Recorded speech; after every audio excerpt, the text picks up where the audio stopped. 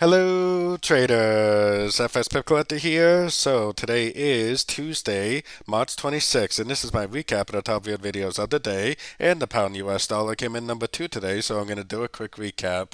If you'd like to see my full top down analysis on the pound dollar, make sure you check out the video linked at the end of this video over here. So on the pound dollar, I do think that this is an uptrend right here, which makes me think that it probably is a wave A. I bet this move down that we're currently seeing is most likely a correction to that wave A, like a wave B. If you see a three-way pattern to the downside and a Fibonacci bounce off really any of these fib levels, something like this, then I would definitely take it as a long. Then while you're long, if you put your Fibonacci retracement from here to here, look for the end of a trend for the wave C with a nice break of structure to the downside, then you could exit your longs and go short, most likely for the continuation of the downtrend.